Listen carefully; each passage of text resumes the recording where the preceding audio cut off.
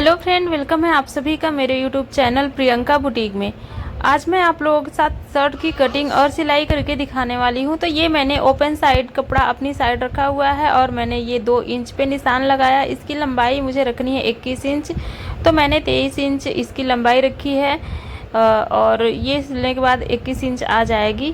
तो चेस्ट का साइज मैंने ले लिया है, आप अपने बच्चे के अकॉर्डिंग ले लें। इस पे नाप जितना भी उसकी चौड़ाई हो, बच्चे का नाप हो, सीना हो, उतना ले लें। तो और देखिए, ये जो बटन की पट्टी के बाद से मैंने गले पे निशान लगाया है और शोल्डर मैंने लिया है 4.5 इंच और कंधे की साइड से 1.5 इंच नीचे कर दिया। अब यहाँ पे आर्म होल का निशान लगाना है और नीचे का साइड है, ऊपर और नीचे का दोनों बराबर शेप देना है।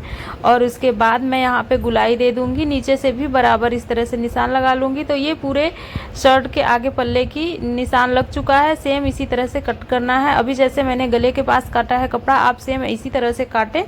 ये पट्टी आप बराबर काट के नहीं निकालें, वरना ये बटन की पट्टी जब ज्वाइंट करेंगे तो अंदर के साइड से इसका जो फोल्ड करेंगी वो इसकी मार्जिन दिखेगा तो गंदा लगेगा।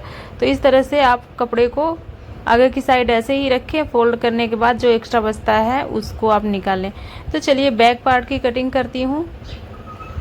अब आगे वाले पल्ले को रखना है इस तरह से, जितनी बटन पट्टी आपने एक्स्ट्रा लिया है उसको आगे की साइड कर देना है और बंद साइड रखना है इसको।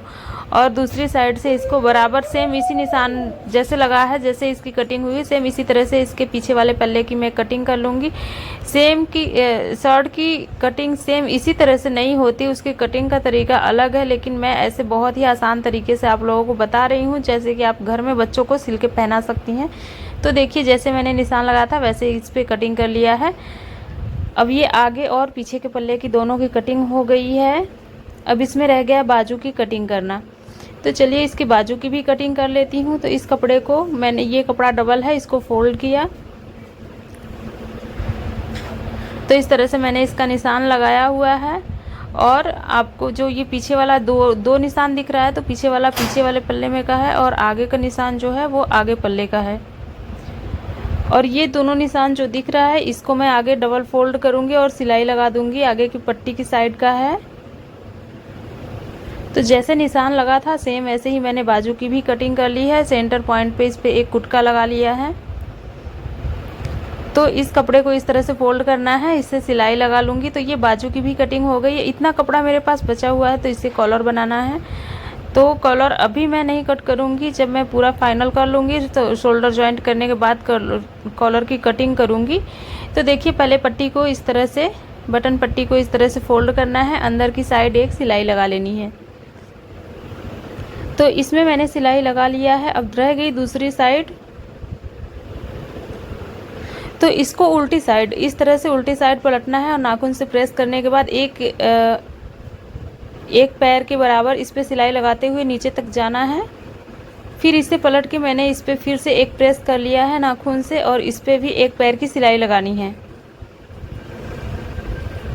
तो इस तरह से मैंने इस पे सिलाई लगा दिया है। अब इसको दूसरी साइड जो बचा हुआ खुला हुआ है उसको भी थोड़ा सा फोल्ड करना है और इस पे नीचे तक सिलाई लगा लेना है।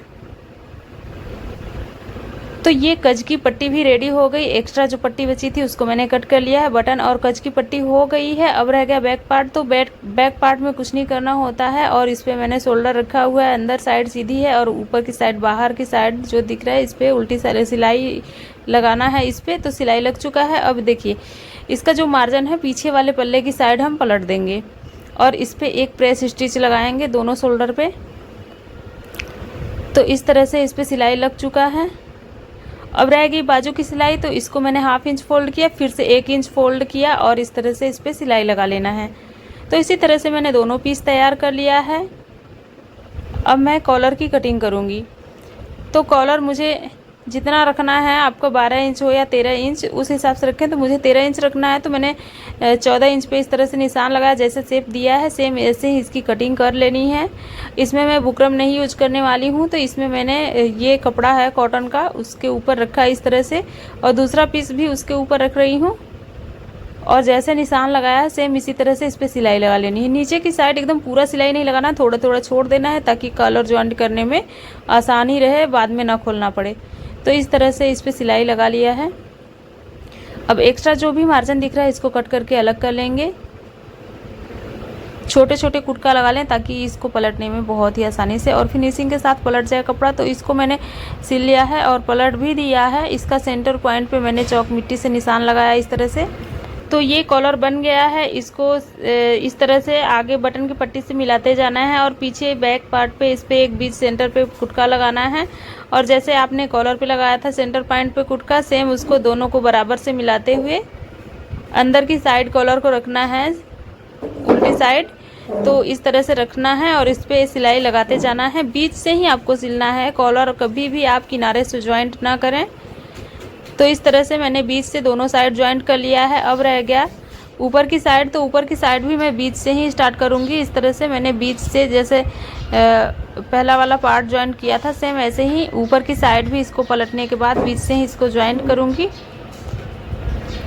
तो ये बिल्कुल बराबर आता है। यही कॉलर लगाने का इसी तरह से यही तरीका है। तो देखिए इस तरह से मैंने इस पर सिलाई लगा लिया है। अब दूसरी साइड रह गया तो इस पर भी मैं सिलाई लगा लेती हूँ। तो देखिए कॉलर बन गया है इसका।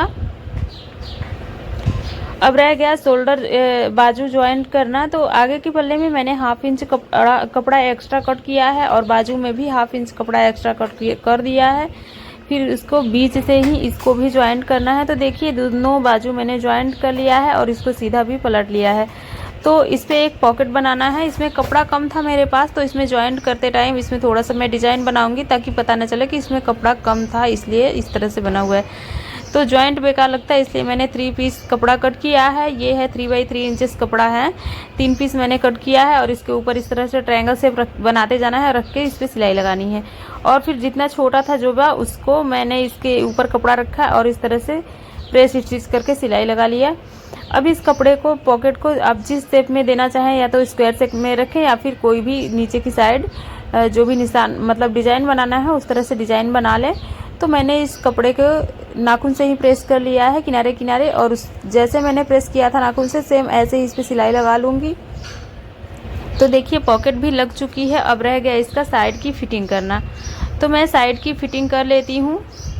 और नीचे का जो है वी शेप इसको बनाना है, सॉरी यू शेप बनाना है। तो इस तरह से आपको एक बार फोल्ड करना है और इस पर पूरे गोलाई में सिलाई लगा लेनी है। हमेशा याद रखना है कि इस वाले शर्ट में हमेशा 2 बार सिलाई लगानी होती है। एक बार फोल्ड करने के बाद फिर दूसरी बार फिर से एक बार फोल्ड करने के बाद सिलाई लगाना है। तो ये फाइनल लुक है शर्ट का। अगर इसकी सिलाई आप लोगों को समझ में आ गई, अच्छी लगी वीडियो, तो मेरे चैनल प्रियंका बुटीक को ज़रूर सब्सक्राइब करें, वीडियो को लाइक करें और शेयर करें। मैं अपने चैनल पर सिलाई से जुड़ी सभी वीडियो शेयर करती हूँ। ब्लाउज, पेटीकोट, लहंगा, कटीन, क्रॉप टॉप सभी कपड़ों की सिलाई होती है। मैं मिलती हूँ नेक्स्ट